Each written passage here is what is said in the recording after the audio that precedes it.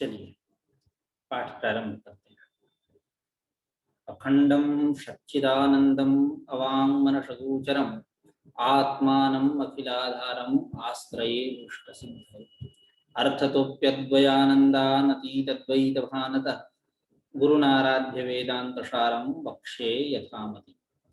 शंकरं शंकराचार्यं केशवं वादरायणं सूत्रभाष्य कृतौ वंदे भगवन्तौ पुनः। आप सभी प्रतिभागियों का इस उत्कर्ष नामक शास्त्राध्ययनोपक्रम में हार्दिक स्वागत एवं अभिनंदन है। जैसा कि हम लोग पूर्व के भांति प्रतिदिन सायं 4 बजे उपस्थित होते हैं, वेदांत सार के अध्ययन क्रम में पुनः उपस्थित हुए हैं। यह हमारा जो विचार क्रम है एक पड़ाव पर आकर के रुका हुआ है।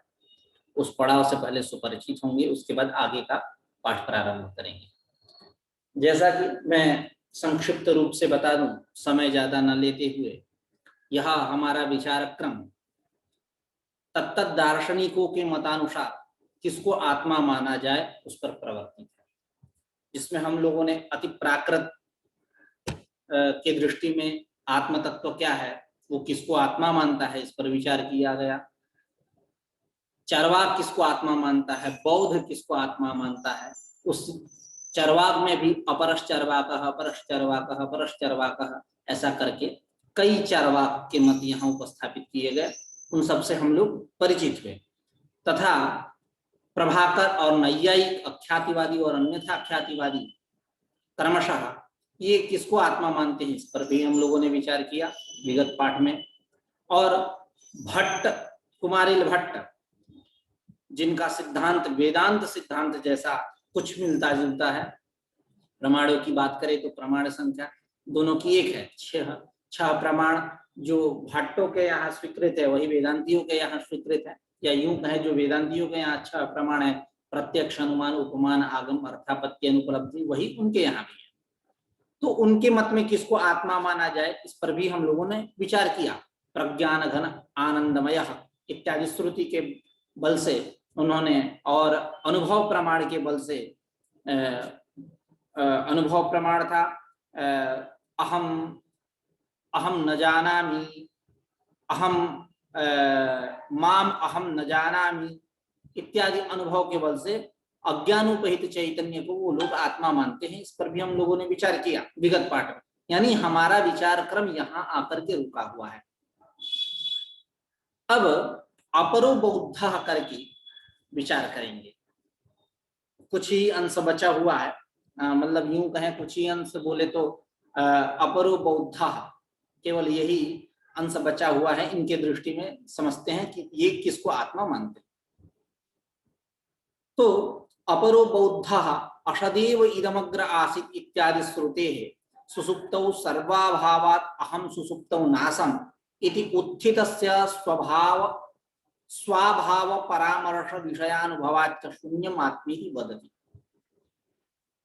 जैसा कि हम लोगों ने विगत पाठ में विचार किया कि जो दार्शनिक हैं सब के सब एक एक श्रुति प्रमाण और अनुभव प्रमाण के बल से इनको आत्मा माना जाए, इनको आत्मा माना जाए, अपनी बातों को उन्होंने रखा सत्त दार्शनिकों ने। आगे आचार्य कहेंगे भी श्रुति युक्ति अनुभवाभास ऐसा करके, युक्ति के बल से, श्रुति के बल से, अनुभव के बल से इनको आत्मा माना जाए। कोई कह रहा है कि स्थूल शरीर को आत्मा माना जाए, कोई कह रहा है कि इंद्रिय को आत्मा माना जाए, कोई कह रहा है शून्य को आत्मा माना जाए, कोई कह रहा है अज्ञानोपहित चैतन्य को आत्मा माना जाए, कोई कह रहा है पुत्र को आत्मा माना जाए इत्यादि। तत्तद आचार्यों के मत भिन्न भिन्न है। उस पर हम लोगों ने विचार किया। तो सारे आचार्य अपने अपने पक्ष में श्रुति युक्ति और अनुभव को आश्रित किए, मतलब उसका आश्रय लिए, मतलब उसको प्रमाण के रूप में कि इसके बल से ये आत्म तत्व होना चाहिए ऐसा। अब उसी रीति का पुनः पालन बौद्ध भी कर रहे हैं। श्रुति और अनुभव के बल से इनका कथन है कि शून्य को ही आत्मा माना जाए। अशदेव इदम अग्र आशित श्रुति है, मतलब यह जो इदम जगत, यह जो जगत है, यह अशदेव अग्रे, अग्रे मतलब सृष्टि है, प्राक, सृष्टि के पहले असदेव आसीत्, असद ही था। असद ही था मतलब शून्यमेव आसीत्, यही इनका तात्पर्य, शून्य ही था इस श्रुति केवल से। और सुसुप्तौ सर्वाभावात् अहम सुसुप्तौ नासम इति उत्थितस्य स्व अभाव परामर्श विषयानुभवाच्च। सुसुप्ति में सर्वाभावात्, सर्वाभावात् मतलब सब कुछ का अभाव रहता है, मतलब यूं कहें दृश्य दृष्टि और दृष्टि यो हो अभाव, तो केवल दृष्टा और दृश्य का देने से सब का ग्रहण हो जाएगा, क्योंकि इसके अलावा और क्या है संसार में। तो दृष्टि दृश्य यो हो अभाव, कुत्र सुसुप्तौ, अभाव होने से अहम सुसुप्तौ ना, अहम सुसुप्तौ नासम, मैं सुसुप्ति में नहीं था। ऐसा जब व्यक्ति सो करके सुसुप्ति से बाहर आया है, जागृत अवस्था में है, वो बोल रहा है कि सुखम अहम अस्वाप्सम न किंचित अवेदिशम। इस स्वप धातु लुंग लकार परस्मय पद उत्तम पुरुष एक वचन, अस्वाप्सम अवेदिशम, अवेदिशम भी वीर ज्ञाने, अदादि यह भी धातु है, जैसे स्वप धातु अदादि है उसी प्रकार यह भी अदादि है।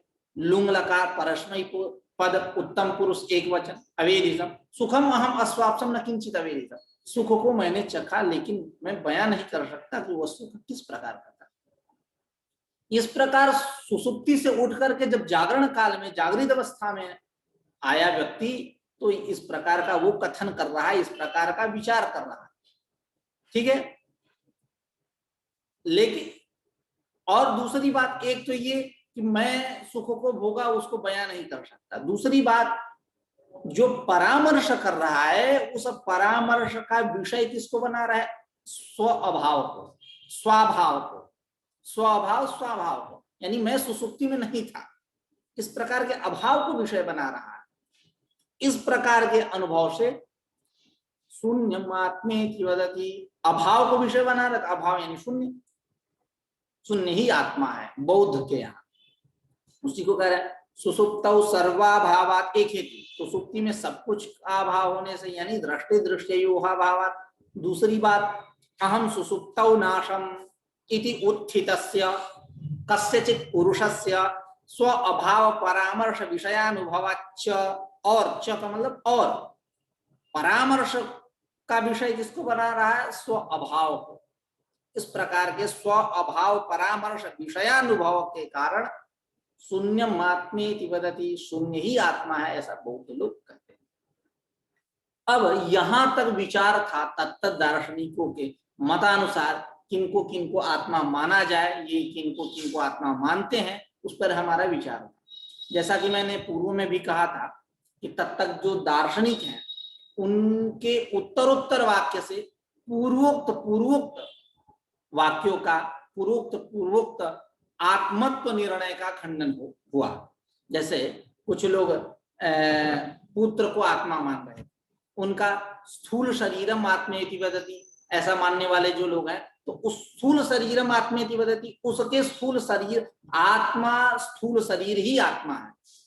एतद निर्णय से पूर्वोक्त जो निर्णय है, यानी जो लोग पुत्र को आत्मा मान रहे थे, उनका पुत्र से आत्मत्व खंडनम जातम, उसके आत्मत्व खंडन, उसका आत्मत्व खंडन हुआ।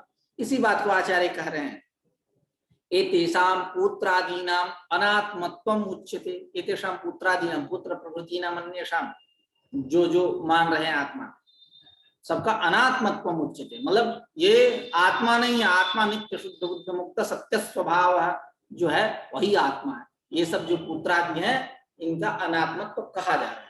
एतैः अतिप्राकृतादिवादिभिः उक्तेषु श्रुति युक्ति अनुभवाभाषेषु पूर्व उक्ति श्रुति युक्ति अनुभवाभाषाणाम् उत्तरोत्तर श्रुति युक्ति अनुभवाभाषैः आत्मत्ववाद दर्शनात् पुत्रादीनाम् अनात्मत्वं स्पष्टमेव अर्थोपि स्पष्टः। अस्याः पंक्तेः, इस पंक्ति का अर्थ भी स्पष्ट है। एतैः अतिप्राकृतादिवादिभिः, अतिप्राकृत, प्राकृत, अभी हम लोगों ने विचार किया जो अति प्राकृत कुछ लोग हैं, कुछ लोग चरवाक हैं, कुछ उनमें भी अपरश चरवाक अपरश चरवाक करके हैं, कुछ लोग बौद्ध हैं, कुछ अपरह बौद्ध, जो अभी हम लोगों ने विचार किया, भाट हैं, कुछ लोग प्रभाकर तार्किक मतानुयायी हैं इत्यादि। तो ये जो जो मतलब अपने अपने पक्षों को जिस प्रकार से इन्होंने रखा श्रुति युक्ति और अनुभव के बल से, तो उत्तरोत्तर श्रुति युक्ति अनुभव के द्वारा पूर्वोक्त तत्तदाचार्यों के आत्मत्व निर्णय का खंडन हुआ। उसी को एतैहि अति प्राकृतादिवादिभिः उक्तेषु यानी श्रुति युक्ति अनुभवाभासेषु, इनके बल से ही इनको आत्मा माना जाए, यह विचार हुआ आचार्यों ने किया। तो एतैहि अति प्राकृतादिवादिभिः उक्तेषु श्रुति युक्ति अनुभवाभासेषु पूर्व पूर्व उक्त श्रुति युक्ति अनुभवाभाषाणाम, पूर्व पूर्व, जैसे जो लोग पुत्र को आत्मा मान रहे, स्थूल शरीर को आत्मा मानने वाले जो लोग हैं, उनके द्वारा खंडन हो गया पूर्व का कि स्थूल शरीर आत्मा नहीं है। ठीक है, इस प्रकार कर्मशः तो पूर्व पूर्व उक्त श्रुति युक्ति अनुभवाभाषाणाम उत्तरोत्तरम उत्तरोत्तर श्रुति युक्ति अनुभवाभासैहि, उत्तरोत्तर श्रुति युक्ति अनुभवाभास के द्वारा आत्मत्व बाध दर्शनात्, आत्मत्व का बाध हो गया, ये मतलब ये आत्मा नहीं है। इस प्रकार पुत्रादीनाम अनात्मत्वम स्पष्टमेव, पुत्रादियों का अनात्मत्व क्या है, स्पष्ट ही है, मतलब ये आत्मा है नहीं। तब स्वाभाविक सी बात है कि जिज्ञासा होगी, भैया ठीक है, इतना प्रकल्प विकल्प तत्त दार्शनिकों का रखा गया, आपने बता दिया कि कोई आत्मा नहीं है, तो बताओ आत्मा कौन है, किसको हम आत्मा कहेंगे? तो कह रहे हैं किंच इत्यरुचे आह, किंच पद जहां हो आप समझिए कि अरुचि है। क्या अरुचि है? तो अरुचि यही है कि ये सब आत्मा नहीं हो सकते, तो आत्मा कौन है, किसको हम आत्मा माने? ठीक है, तो मतलब आत्मा का तात्पर्य यहाँ प्रत्यगात्म तत्व ब्रह्म, ठीक है, तो जीवात्मा से नहीं तात्पर्य। तो किसको आत्मा माना जाए? तो करें किंच के द्वारा प्रत्यक अस्थूल अचक्षु अप्राण अमना अकर्ता चैतन्यम चिन्मात्रम सद इत्यादि प्रबल श्रुति विरोधात् अस्य पुत्रादि शून्य पर्यन्तस्य जडस्य चैतन्य भास्यत्वेन घटादिवत् अनित्यत्वात् अहं ब्रह्मेति विद्वत् अनुभव प्राबल्याच्च तत्तच्छ्रुति युक्ति अनुभवाभासानां बाधितत्वादपि पुत्रादि शून्य पर्यन्तम् अखिलम् अनात्मैव, अतः तत्तद्भाषकं नित्य शुद्ध बुद्ध मुक्त सत्य स्वभावं प्रत्यक् चैतन्यमेव आत्मवस्तु इति वेदांत विद्वत् अनुभवः, ऐसा वेदांतियों का कथन है। वेदांत के जो मर्मज्ञ हैं, विद्वान हैं, उनका कथन है कि प्रत्यक्ष चैतन्यमेव आत्मवस्तु। देखिए, जो अभी प्रत्यक अस्थूल अचक्षु अप्राण मना, ये सारे श्रुति वाक्य हैं, ठीक है। जैसे प्रत्यक कठोपनिषद, अस्थूल वो कैसा है, प्रत्यक है। प्रतीचम अंतति, प्रतीचम यानी विपरीतम, मतलब अशक्य निर्वचनीयेभ्य देहेन्द्रियादिभ्य प्रतीचम विपरीतम आत्मतत्वम अंचति जानाति विजानाति की प्रत्यक, मतलब यह देहेन्द्रियादि प्रत्यय आत्मतत्व नहीं है, इनसे अलग जो है, इन सब से अलग जो है वही आत्मतत्व है। अब इन सब से किसको कहेंगे? तो यूं कहे ये तटस्थ लक्षण है। अब जहां बोल दिए सत्यम ज्ञानम अनंतम ब्रह्म सत, सत्स्वरूप है, तो वही स्वरूप लक्षण हो जाएगा, ठीक है। जैसे आप यदि स्वरूप लक्षण तटस्थ लक्षण को समझना हो, एक साधारण सी रीति में बता रहा हूँ, एक कथा बता रहा हूँ कि एक वैद्य के पास कोई रोगी गया, वैद्य महोदय से कहा कि हमको ये प्रॉब्लम है, आप इसकी समस्या बताएं, इसका उपचार बताएं। तो वैद्य महोदय नाड़ी उड़ी पकड़ के समझ गए उसकी समस्या है कि इसको ये रोग हुआ। तो कहने लगे तुम ये मत खाना, तुम ये मत खाना, दही मत खाना, मिर्चा मत खाना, तेल मत ज्यादा खाना, मसाला मत ज्यादा खाना इत्यादि, जो जो जो उनको निषेध करना उचित समझे वो निषेध कर दिए। लास्ट में क्या खाना ये नहीं बताया। यही तटस्थ लक्षण, ठीक है। प्रतीचम देहेन्द्रियादिभ्य अशक्य निर्वचनीयेभ्य देहेन्द्रियादिभ्य प्रतीचम विपरीतम अंचति विजानाति आत्मनः स्वरूपम आत्मतत्वम विजानाति की प्रत्यय। लेकिन वो ये क्या हुआ, तटस्थ लक्षण, वो है किस प्रकार, किसको हम कहेंगे, कौन देहेन्द्रियादि से विपरीत है? निर्णय तो हुआ नहीं, ये मत खाना, ये मत खाना, ये मत खाना। तटस्थ लगा। स्वरूप लक्षण जहां हम कह दे तो वह आत्म तत्व कैसा है, सत्यम ज्ञानम अनंतम ब्रह्म, सत्स्वरूप है, चित स्वरूप है, आनंद स्वरूप है इत्यादि जहां बोले बस कोई भी प्रतिपत्ति नहीं, उसके स्वरूप को बता दिए, कह दिया गया कि चिन्मय ऐसा है, भुवन भट्ट जी ऐसे हैं। तो ये जो बातें हुई कि इनका स्वरूप ये है, गोरे हैं, इनकी हाइट 5 फीट 9 इंची इत्यादि, तो ये क्या हुआ, स्वरूप ही बता रहे हैं। ठीक है, ये क्या हुआ, स्वरूप। चलिए, तो ये जो आत्म तत्व कैसा है, प्रत्यक है, ये कठोपनिषद। अस्थूल अस्थूल बृहदारण्यकोपनिषद, ये भी स्मृति वाक्य है। अचक्षु चक्षु रहित भी है, मुंडकोपनिषद। और अप्राण मुंडकोपनिषद, ये भी। अमना, ये भी मुंडकोपनिषद। अकर्ता, अकर्ता भी है, श्वेताश्वतरोपनिषद। माना कि यतो वा इमानि भूतानि जायन्ते येन जातानि जीवन्ति यत् प्रयन्ति विषम विशन्ति इत्यादि श्रुतियों के द्वारा यह बात स्पष्ट होती है कि आत्मा में जगत जन्मादि कारणत्व है, यानी कारणत्व नाम कर्तृत्व, तत्तद उपादान गोचर अपरोक्ष चिकीर्षा कृतिमत्व, तत्तद उपादान गोचर अपरोक्ष ज्ञान चिकीर्षा कृतिमत्व, माना कि कर्तृत्व है। लेकिन एक सिद्धांत मुक्तावलीकार हुए, उन्होंने कहा कि ब्रह्म में जिस कर्तृत्व की प्रतीति होती है, वास्तविक रूप से यही स्थिति है कि वो ब्रह्म न किसी का कर्ता है न किसी का कारण है। ठीक है, वह न किसी का करता है, एक श्रुति अनपरम अनंतरम अबाह्यम करके श्रुति है, उसके बल से उसमें जो जिस कर्तृत्व की प्रतीति होती है वो औपचारिक है, तादृश ही कर्तृत्व उस श्रुति में विवक्षित है। ये तो वायुमानी भूतानी, ब्रह्म वस्तुतः वह न किसी का कर्ता है न किसी का कारण है। उसी पारमार्थिक बात को लेकर के यहाँ कहा गया अकर्ता श्वेताश्वतरोपनिषद। चैतन्यम कैवल्य, कैवल्योपनिषद, वो चैतन्य है। चिन्मात्रम कैवल्योपनिषद, वो चिन्मात्र है। सत छांदोग्योपनिषद, सत्स्वरूप है। तो इन बातों के द्वारा ये प्रबल श्रुति है, इनके द्वारा क्या हुआ, जो लोग पुत्र को, इंद्रिय को, अज्ञान को, अज्ञानोपहित चैतन्य को आत्मा मान रहे थे, शून्य को आत्मा मान रहे थे, उनके मतों का क्या हुआ, खंडन हो गया। उसी ऊपर किंच प्रत्यक अस्थूल अचक्षु अप्राण अमना अकर्ता चैतन्यम चिन्मात्रम सत इत्यादि प्रबल श्रुति विरोधात् कस्य अस्य पुत्रादि शून्य पर्यंतस्य जड़स्य, ये सारे जड़ हैं, ये सारे क्या है, जड़ है। इन्हीं को आत्मा मानने की बात कर रहे थे ये लोग दार्शनिक, बौद्ध आदि, चार्वाक आदि। ठीक है, तो इत्यादि प्रबल श्रुति विरोधात् अस्य पुत्रादि शून्य पर्यंतस्य जड़स्य चैतन्य भास्यत्वेन, और ये प्रकाशित कैसे हैं पुत्रादि, उसी के प्रकाश से प्रकाशित है। किसके, उस आत्म तत्व के प्रकाश से। इनका अलग कोई स्वतंत्र अपना प्रकाश नहीं, सब उसी के प्रकाश से प्रकाशित है।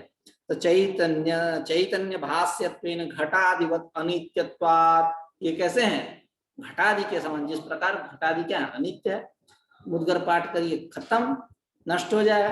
तो घटादिवत अनित्यत्वात्, अनित्य होने से ये आत्मा नहीं हो सकते पुत्रादि। दूसरी बात, अहम ब्रह्मेति, इस प्रकार विद्वत अनुभव है, विद्वानों का अनुभव है। अहम ब्रह्मास्मि, जब तत्वमसि ज्ञान हुआ तो उसके बाद अनुभव वाक्य आएगा ही, अहम ब्रह्मास्मि में ब्रह्म हो। इस प्रकार अहम ब्रह्मेति विद्वत अनुभव प्राबल्याच्च। दूसरा हेतु, पहला हेतु क्या, कि पुत्रादि शून्य पर्यंतस्य जड़स्य चैतन्य भास्यत्वेन घटादिवत अनित्यत्वात्, एक हेतु। दूसरा, अहम ब्रह्मेति विद्वत अनुभव प्राबल्यात्, विद्वानों के अनुभव की के वजह से। तत्श्रुति युक्ति अनुभवा भाषा नाम बाधितत्वादपि पुत्रादि शून्य पर्यंतम अखिलम मनात्मैव, तत्श्रुति युक्ति और अनुभवाभास, जिसके बल से इसको आत्मा माना जाए, इसको आत्मा माना जाए, इसको आत्मा माना जाए, यह बात चल रही थी, इन सब का बाध हो गया। बाधितत्वात् पुत्रादि शून्य पर्यंतम अखिलम मनात्मैव, ये पुत्रादि से लेकर के शून्य पर्यंत तक यहाँ जितने दार्शनिकों का मत था, सब में अनात्मत्व का निर्णय हो गया। ठीक है, अतः जब अनात्मत्व का निर्णय हो गया तो कौन हो आत्मा, तो कह रहे हैं अतः तत्तद्भासकम नित्य शुद्ध बुद्ध मुक्त सत्य स्वभावम प्रत्यक्ष चैतन्यमेव आत्मवस्तु इति वेदांत विद्वत् अनुभवः तत्तद भाषकम। तत्तद भाषकम मतलब उत्तरादीनाम भाषकम, प्रकाशकम। ये जिससे प्रकाशित हो रहे हैं, जिससे प्रकाशित हो रहे हैं वही आत्मा है, वही आत्मा तत्व है, वही आत्मा है, वही प्रत्येगात्मा है, वही ब्रह्म है। अतः तत्तद भाषकम मतलब उत्तरादीनाम भाषकम प्रकाशकम कौन? नित्य शुद्ध बुद्ध मुक्त सत्य स्वभावम प्रत्यक्ष चैतन्यम। यह जो प्रत्यक्ष तत्व है, चैतन्य जो है, यही आत्मा है। चैतन्यमेव आत्म वस्तु नित्य है। क्यों? उसमें त्रिकाला बाध्यत्व है, वो कि घटादिवत अनित्य नहीं है, वो तीनों काल में क्या है? अबाधित है, वह बाधित नहीं है। ठीक है। और दूसरी बात, शुद्ध है।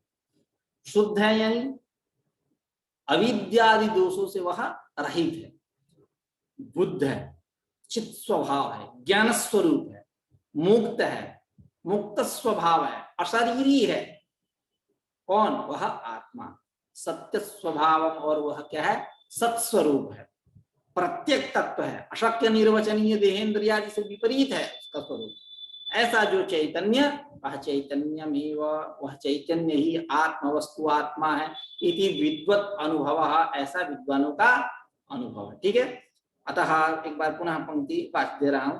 अतः तत्तद् भाषकम नित्य शुद्ध बुद्ध मुक्त सत्य स्वभावम प्रत्यक्ष चैतन्यमेव आत्मवस्तु इति वेदांत विद्वत् अनुभवः एवं अध्यारोपः। इस प्रकार अध्यारोप का निरूपण किया गया, अध्यारोप का निरूपण हुआ। वस्तुनि अवस्त्वारोपः, एतद् रूप जो अध्यारोप है उसका यहां तक निरूपण हुआ। अब आप स्मरण करिए, जहां अधिकारी की चर्चा चल रही थी पूर्व में,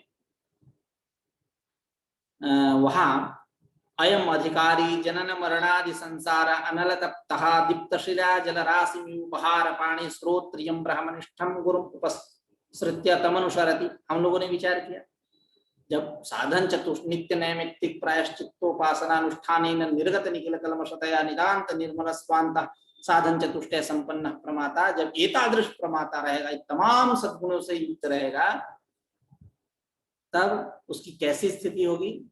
बस एक गंजे व्यक्ति की जैसी स्थिति। सूर्य की प्रचंड किरणें उसके सर पर पड़ रही है, खलवाट, और वह क्या चाहेगा? किसी वृक्ष के नीचे जाकर के बैठना उत्तम समझेगा, या जलराशि में गोता लगाना समझेगा, या एसी वाले कमरे में घुसना उत्तम समझेगा, या आइस का गोला लेकर के सर पे रख लेगा, टपटपाता रहे पानी। मतलब जो उसके संसाधन है, जो उसको आनंद दे, वो कार्य करना वो श्रेयस्कर समझेगा। ठीक वैसी ही स्थिति यही अधिकारी की हो जाती है। जब ब्रह्म विद्या का अधिकारी हो गया, जब वेदांत का अधिकारी हो गया, बस अब गुरु का खोज स्टार्ट करेगा। आप देखिए, बड़े बड़े आचार्य जो हुए, भगवान शंकर को देखिए, वो खुद गुरु के तलाश में गए। दयानंद को देखिए, वो खुद गुरु के तलाश में गए। तो गुरु को ढूंढेगा, किसको मैं गुरु बनाऊं, कौन हमको ब्रह्म विद्या का उपदेश दे। अभी केवल अधिकारी हुआ, हाँ, उपदेश देने लायक जिसको बोलेंगे, ठीक है, लेकिन गुरु की तलाश करेगा वो ब्रह्म विद्या लेने के लिए। ठीक है। तो वहां एक बात आई, आचार्य क्या करेगा? उस अधिकारी को, ब्रह्म विद्या के अधिकारी को परम कृपा के द्वारा, क्यों? क्योंकि उसको वो ज्ञान दे रहा। हमारे यहाँ पहले परंपरा थी, कैसी परंपरा थी? निःशुल्क पढ़ाने की। आज भी संस्कृत की परंपरा ऐसी है कि निःशुल्क शिक्षा। आप लोग पढ़ रहे हैं तो कोई शुल्क मिल रहा है क्या? ठीक है, सरकार के द्वारा जो मिल रहा है वो अलग विषय है, विश्वविद्यालय है ये। हम एक उत्कर्ष शास्त्राध्ययन उपक्रम के अंतर्गत पढ़ा रहे हैं, जिसमें अपने विश्वविद्यालय के भी कुछ लोग हैं, बाहर के भी लोग हैं, जुड़े हुए हैं। इसका कुछ हमें पैसा मिलता है क्या? नहीं। यदि आ रहे हैं स्वागतम, नहीं आएंगे तब पर भी स्वागतम, आएंगे तब पर भी स्वागतम, नहीं आएंगे तब पर भी स्वागतम।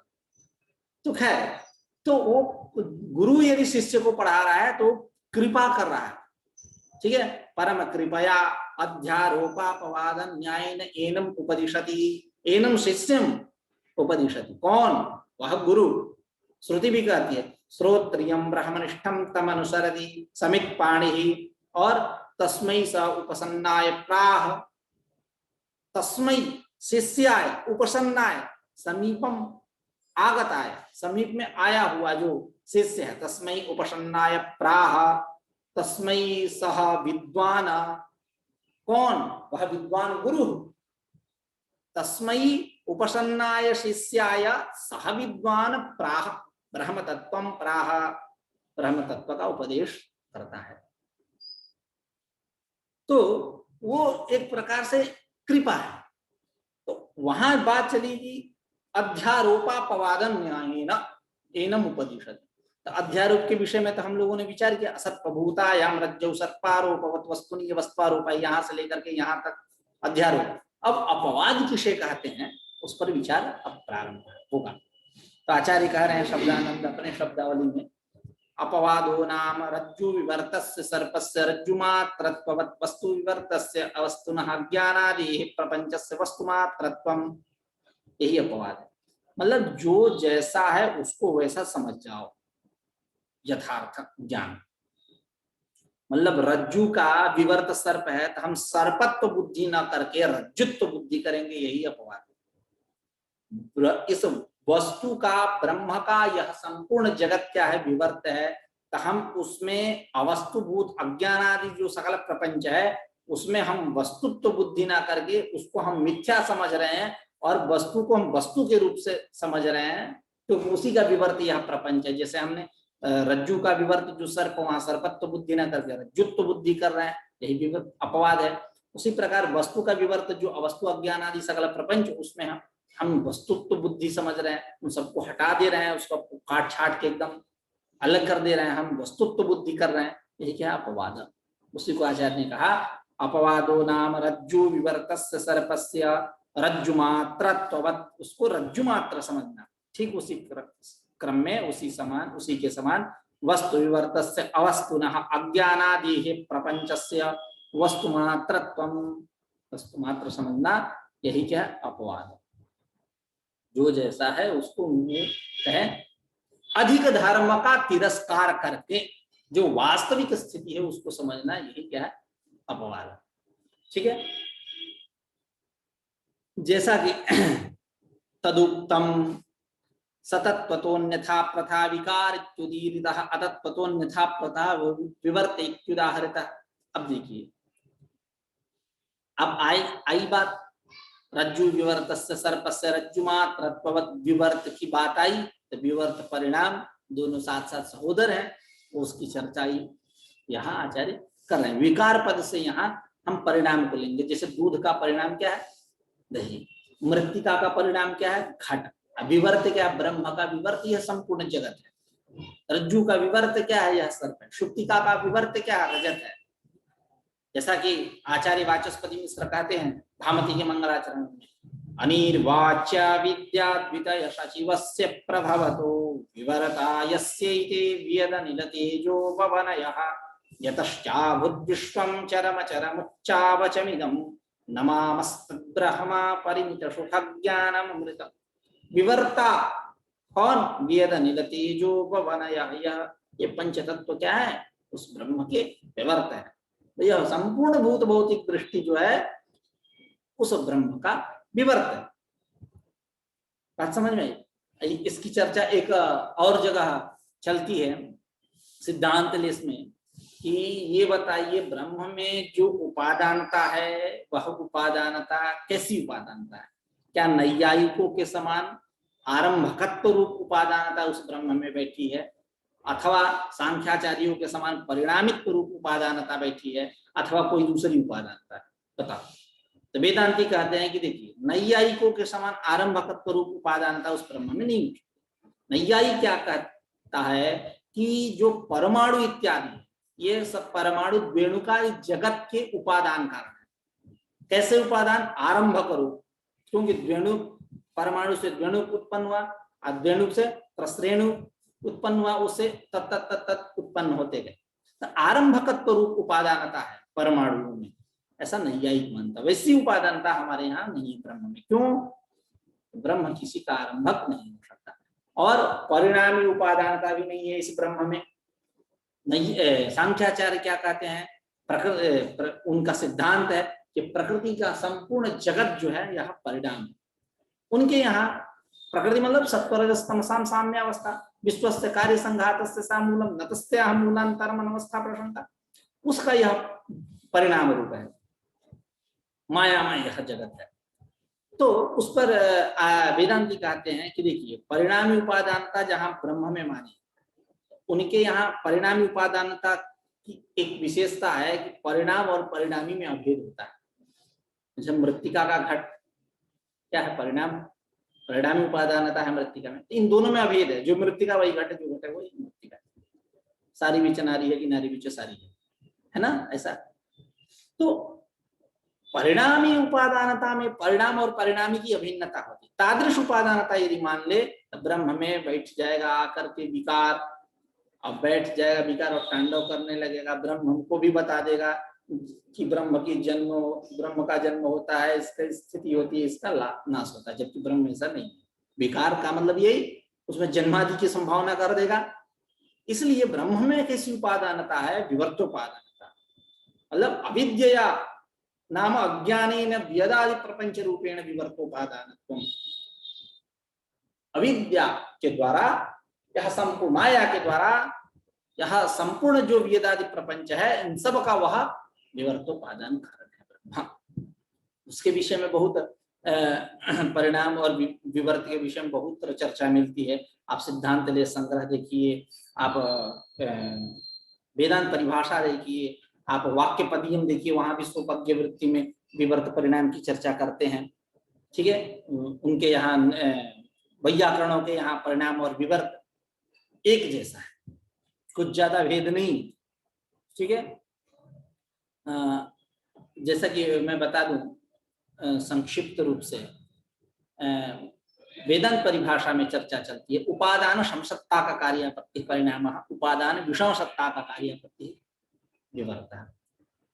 उपादान समसत्ता का कार्यापत्ति मतलब उपादानीन समसत्ता यस्य इति उपादान समसत्ता का, उपादान समसत्ताकम, उपादान समसत्ताकम च तत्कार्यम इति उपादान समसत्ता का कार्य, तस्य आपत्ति अपादानम इति आपादनम इति उपादान समसत्ता का कार्यापत्ति। यही परिणाम है। तीन प्रकार की सत्ता होती है हमारे यहाँ, पारमार्थिक, व्यावहारिक और प्रातिभाषिक। ठीक है, तो पारमार्थिक सत्ता ब्रह्म में रहती है, व्यावहारिक सत्ता यह वेदादि जो प्रपंच है इसमें है, और प्रातिभाषिक सत्ता किसमें है, सुक्ति रजत आदि में। तीन प्रकार की सत्ता।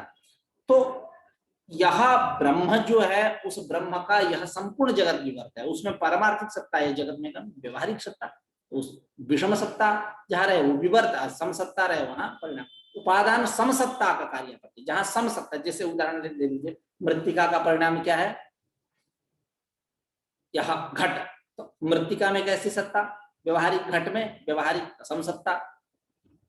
ब्रह्म का विवर्त यह जगत है, तो ब्रह्म पारमार्थिक सत्ता, जगत में व्यवहारिक सत्ता, तो विवर्त। उपादान समसत्ता का कार्यापत्ति ही परिणाम, उपादान विषम सत्ता का कार्यापत्ति विवर्ता। उपादानेन विषम सत्ता यस्य इति उपादान विषम सत्ताकम, उपादान विषम सत्ताकम च तत्कार्यम इति उपादान विषम सत्ता का कार्यम तस्य आपत्ति आपादनम इति उपादान विषम सत्ता का कार्यापत्ति।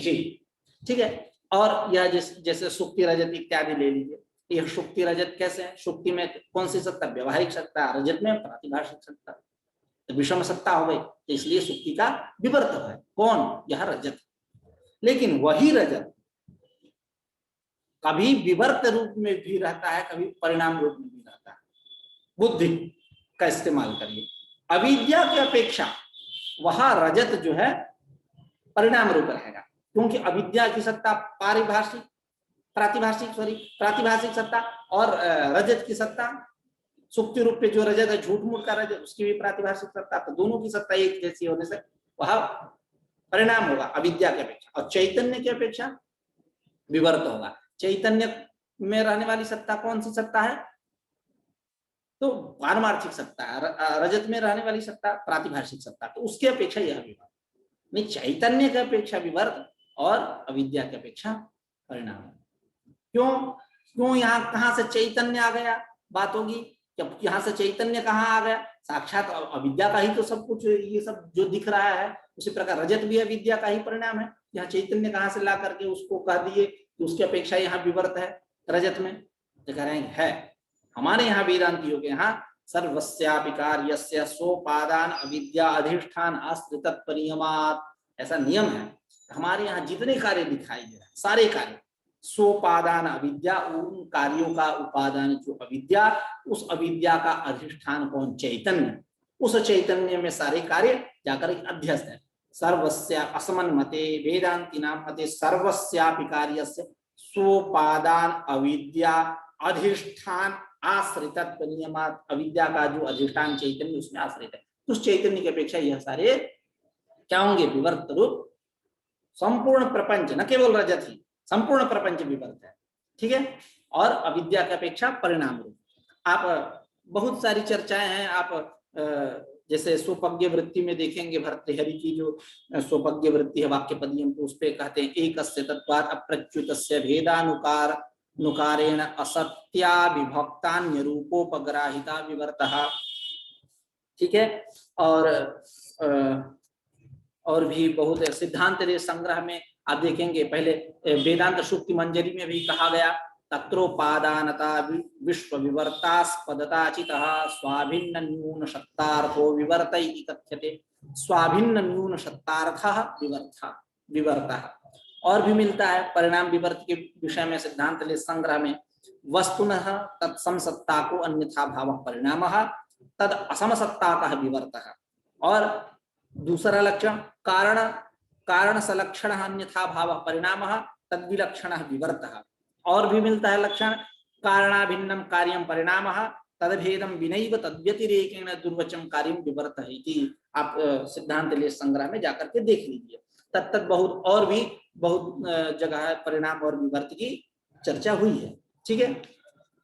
मैं श्लोक का अर्थ बता दूं। सतत्वतोन्यथा प्रथा विकार इत्युदीरितः अतत्वतोन्यथा प्रथा विवर्त इत्युदाहरितः। सतत्वतः मतलब तत्वेन सहितमिति सतत्वं, तस्मात् सतत्वतः। अन्यथा प्रथा मतलब अन्य प्रकारेण भवनम इति।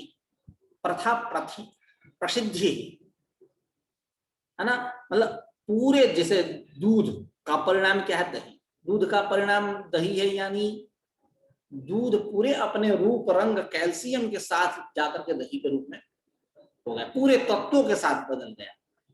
ठीक है, पूरे तत्व के साथ। जैसे मिट्टी का विकार क्या है? परिणाम। विकार है मतलब परिणाम।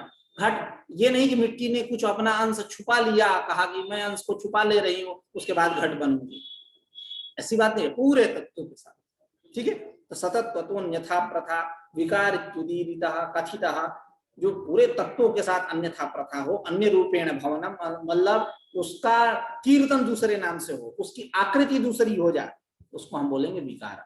अतत्वतोन्यथा प्रथा विवर्त इत्युदाहरितः मतलब जहां अतत्वतः हो, मतलब पूरे तत्वों के साथ अन्य रूप में प्रसिद्धि न हो, प्रथा न हो। अतत्वतः न तो तत्वतः, न तो सतत्वतः, अतत्वतः अन्यथा प्रथा, अन्यथा प्रथा अन्य रूपेण भवनम, उसको हम बोलेंगे विवर्त। जैसे रज्जु का विवर्त सर्प, रज्जु अलग चीज है, सर्प अलग चीज है। ठीक है। हाँ, कुछ समानताएं हैं आकृति को लेकर के, लेकिन रज्जु है, सर्प सर्प है। तो अतत्वता ये नहीं कि रज्जु अपना कुछ तत्व इत्यादि लेकर के, कुछ ऐठन उठन लेकर के जाकर सर्प में बैठ गया, ऐसा नहीं है। पूरे अपने तत्वों के साथ नहीं, रज्जु है, वो अपनी जगह पे है। ठीक है। तो अतत्वतः न तो सतत्वतः अन्यथा प्रधान्य रूपेण भवनम विवर्तः इत्युदाहरितः, ऐसा आचार्य के द्वारा कहा गया। तदत्वतोन्यथा प्रथा विवर्त विकार इत्युदीरितः तदत्वतोन्यथा प्रथा विवर्त इत्युदाहरितः इति। ठीक है। अब तथा ही एतद् भोगायतनम चतुर्विध सकल स्थूल शरीर जातम एतद् भोग्य रूप अन्नपानादिकम एतद् आयतन भूत भूरादि चतुर्दश भुवनानि एतद् आयतन भूतम ब्रह्मांडम च एतत् सर्वम् एतेषां कारण रूपम पंचीकृत भूत मात्रम भवति। ठीक है। ये अपवाद में ही अभी चर्चा चलेगी। आज की चर्चा यहीं समाप्त करते हैं। कुछ पूछना है तो पूछ सकते हैं, आगे की चर्चा कल करेंगे।